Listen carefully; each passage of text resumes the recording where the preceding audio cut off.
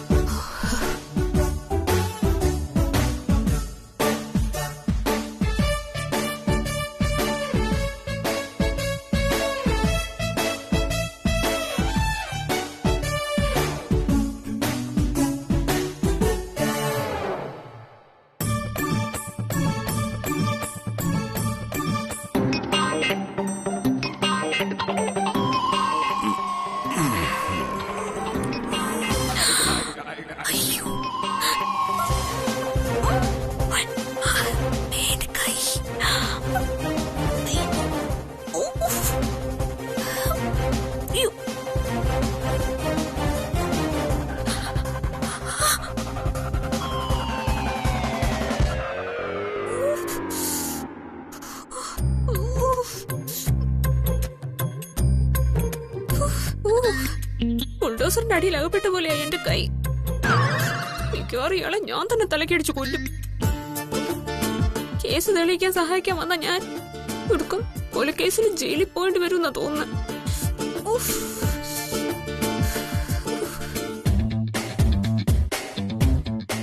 പുതപ്പ് കിട്ടിയ തണുപ്പിന്ന് തൽക്കാലം രക്ഷപ്പെടായിരുന്നു.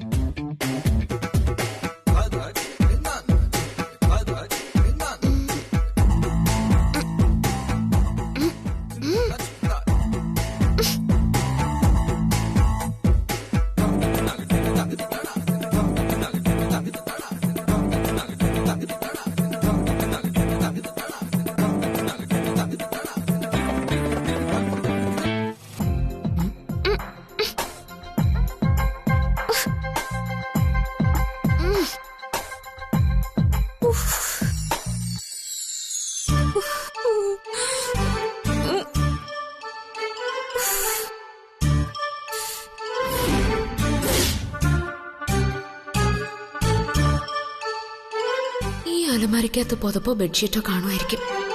നോക്കാം.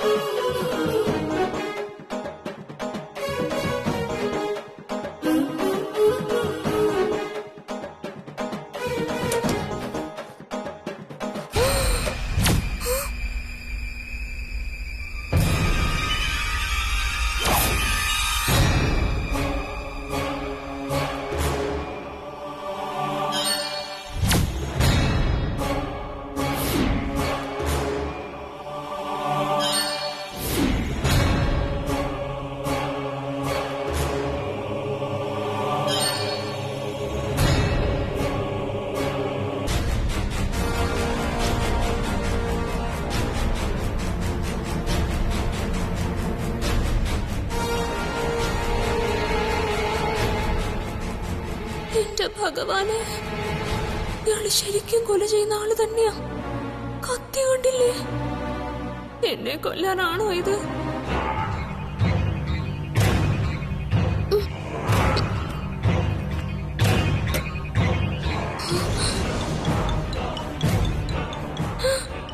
എന്റെ ഈശ്വരാ, വിഷം.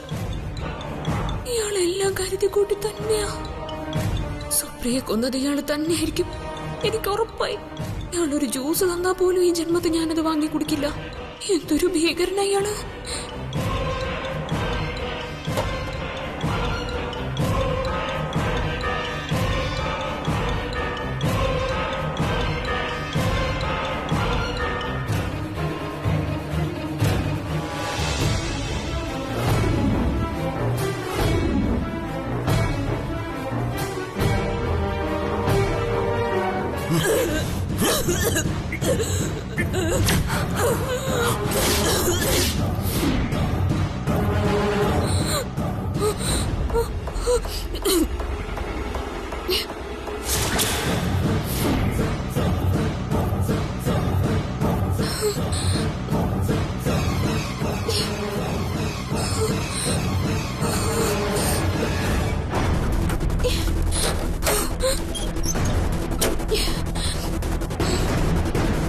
കൊല്ലും, ഇയാളെന്നെ കൊല്ലും. ഈശ്വര, സമാധാനമായിട്ട് ഇതിനകത്ത് എങ്ങനെ ഞാൻ കിടന്നുറങ്ങും? ഇത് വെച്ച് കഴുത്ത് കുരുക്കിയായിരിക്കോ സുപ്രിയെ കൊന്നത്? എന്റെ പൊന്നി ഹിറ്റ്ലറെ, എന്നെ കൊല്ലല്ലേ പ്ലീസ്.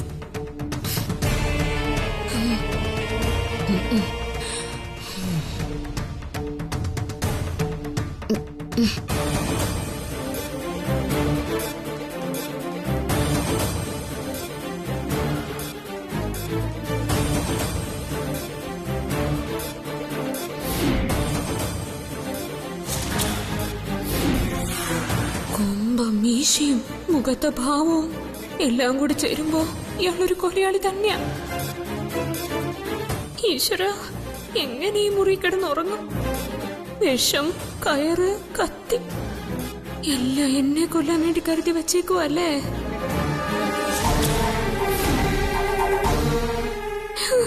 എന്റെ ഈശ്വര, എന്നെ രക്ഷിക്കണേ.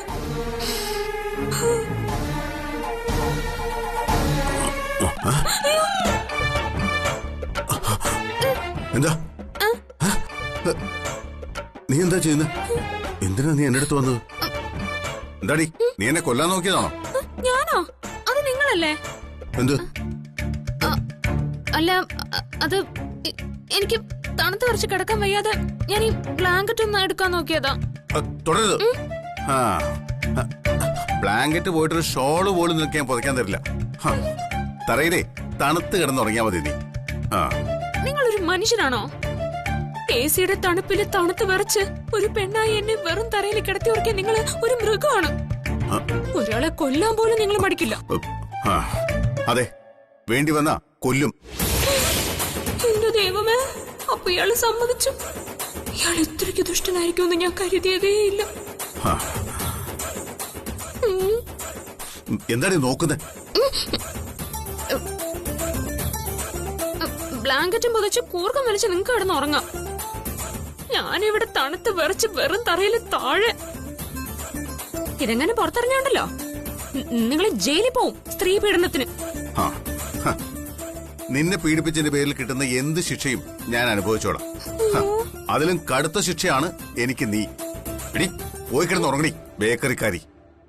ഉണ്ടക്കണ്ണം വെച്ച് നോക്കുന്നുണ്ടല്ലേ അവള്. മനുഷ്യന് ഉറങ്ങാനും സമ്മതിക്കത്തില്ല. സൂക്ഷിക്കണം.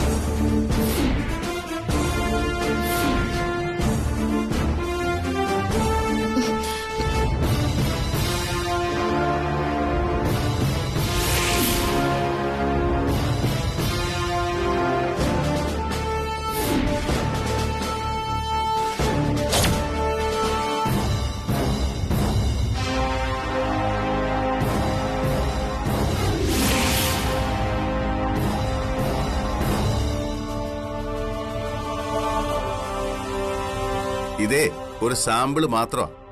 ഇനി അനുഭവിക്കാൻ പോകുന്നേ ഉള്ളൂ നീ.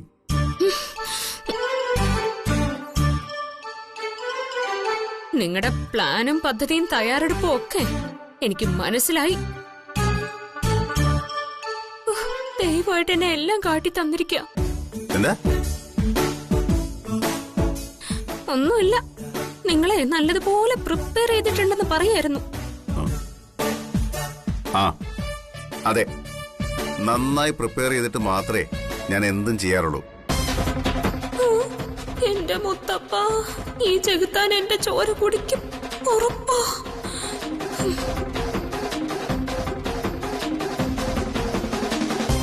ഉഗ്രവീര മഹാവിഷ്ണു ജ്വലന്തം സർവതോമുഖം നരസിംഹഭീഷണം ഭദ്രാം മൃത്യും മൃത്യും നമാഹി മൃത്യും മൃത്യും നമാമി. ഉഗ്രവീര മഹാവിഷ്ണു ജ്വലന്തം സർവതോമുഖം നരസിംഹഭീഷണം ഭദ്രം മൃത്യും മൃത്യും നമാമി. ഈശ്വരാ, കാത്തിരക്ഷിക്കണേ. എന്തൊരു തണുപ്പ്.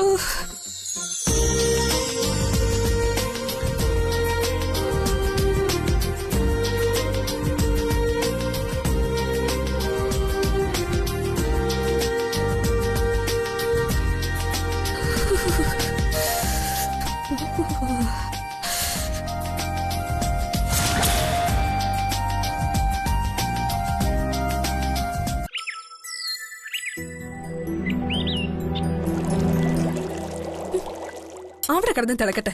അല്ല പിന്നെ ഇന്നത്തെ ദിവസം നശിച്ച ദിവസം. നീ ഇങ്ങനെ ദേഷ്യപ്പെടണ്ട.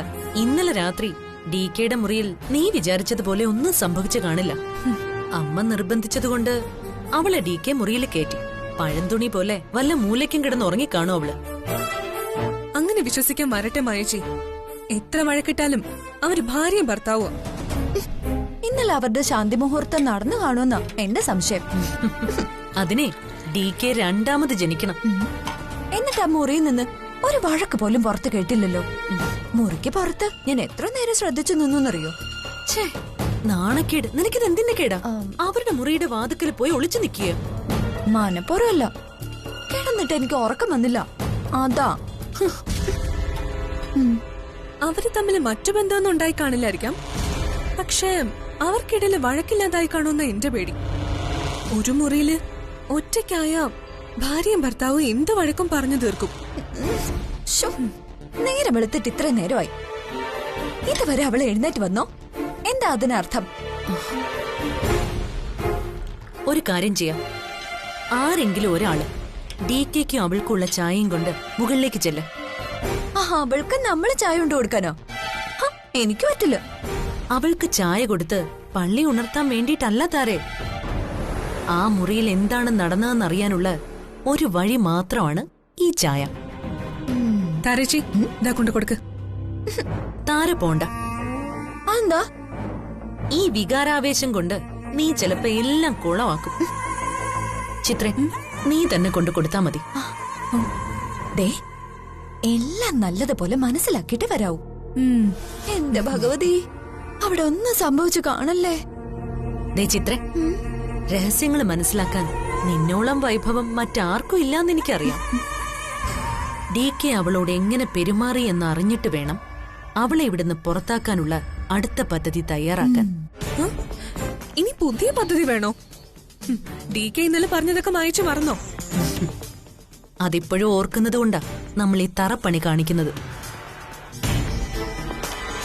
ഒരു കൈ കൊണ്ട് തല്ലാനും മറു കൈ കൊണ്ട് തലോടാനും DKക്ക് നല്ലതുപോലെ അറിയാം. നമ്മളോട് ഇന്നലെ അങ്ങനെ പറഞ്ഞത് ഒരിക്കലും അവളോടുള്ള സ്നേഹം കൊണ്ടല്ല. നമുക്ക് മുന്നിൽ DK അഭിനയിച്ചതാ. DKയുടെ സ്വഭാവം ഇങ്ങനെ മാറുമെന്ന് ഞാൻ സ്വപ്നത്തിൽ പോലും വിചാരിച്ചില്ല.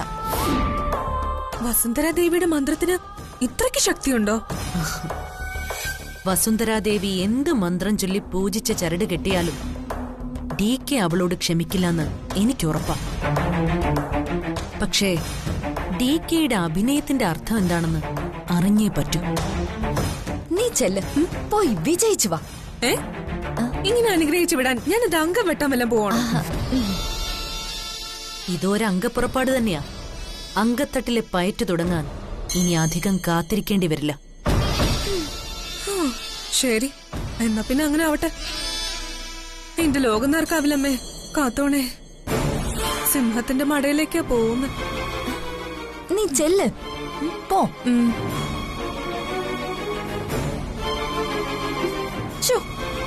അവര് തമ്മിലുള്ള പിണക്കം തീർന്ന പിന്നെ എല്ലാം തീർന്നു. ഭഗവതി, DKയുടെ മനസ്സിളക്കാൻ ആരംഭിക്ക് പറ്റി കാണല്ലേ.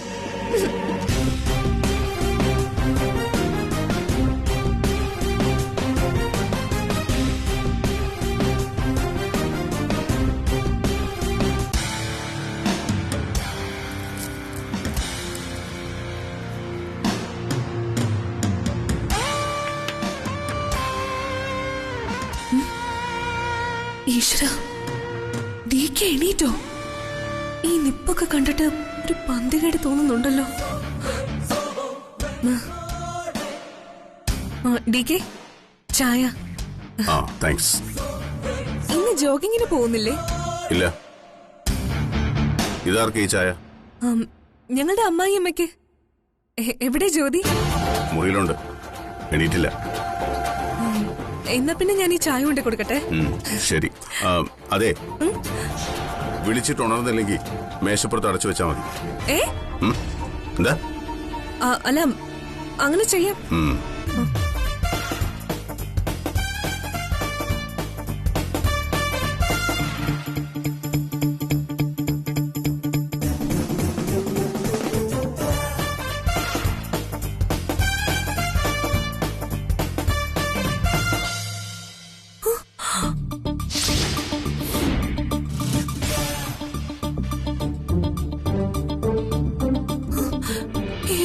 ഈശ്വര, ചതിച്ചു. താരേച്ചി സംശയിച്ചതുപോലെ സംഭവിച്ചു. എല്ലാം തീർന്നു. ഇവരുടെ ശാന്തി മുഹൂർത്തം ഇന്നലെ തന്നെ കഴിഞ്ഞെന്നാ തോന്നുന്നേ. ഭയങ്കര ഈ ആള് കൊള്ളാലോ. ഓ, അവളുടെ കിടപ്പ് കണ്ടില്ലേ? എന്നാലും DK ഒറ്റ ദിവസം കൊണ്ട് സുപ്രിയന്റെ മറന്നല്ലോ. എന്തൊരു ദുഷ്ടനാ നിങ്ങള്. എന്തൊക്കെയാ ഇന്നലെ മൊഴിഞ്ഞത്? ജ്യോതിക്ക് മുറിയിലോ മനസ്സിലോ സ്ഥാനമില്ലെന്ന്. എന്നിട്ടിപ്പൊ കട്ടില് പൊതച്ചു മൂടിക്കിടക്കുന്നു.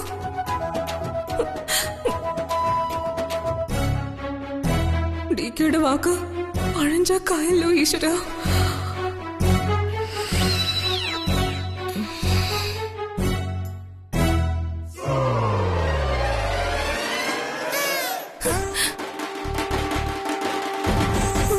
അയ്യോ, സിന്ദൂരം പടർന്നിരിക്കുന്നു. പോയി, എല്ലാം പോയി. ഇവിടെ ഒന്ന് വിളിച്ചാലോ?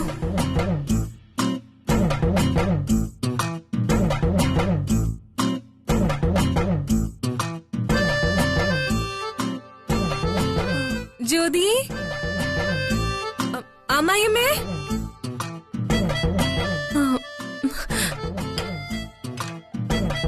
ജ്യോതി, അമ്മായിയമ്മേ. ജ്യോതി, എണീക്ക്. അമ്മായിയമ്മേ.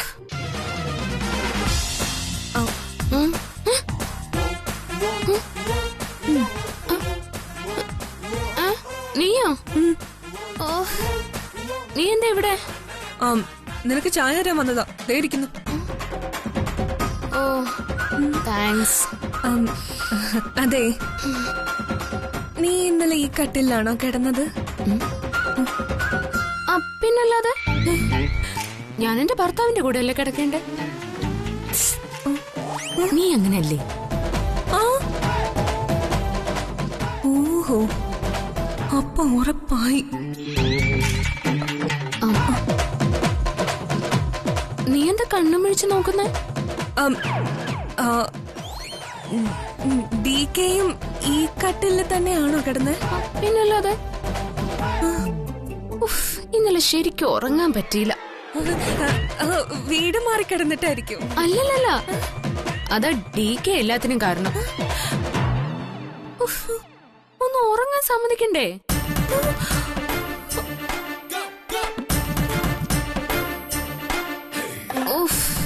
വല്ലാത്ത ക്ഷീണം. ഞാൻ കുറച്ചുകൂടെ കിടക്കട്ടെ. പോയിട്ട് ബ്രേക്ക്ഫാസ്റ്റ് ആകുമ്പോ വിളിക്കണേ. Good night. Sorry, good morning.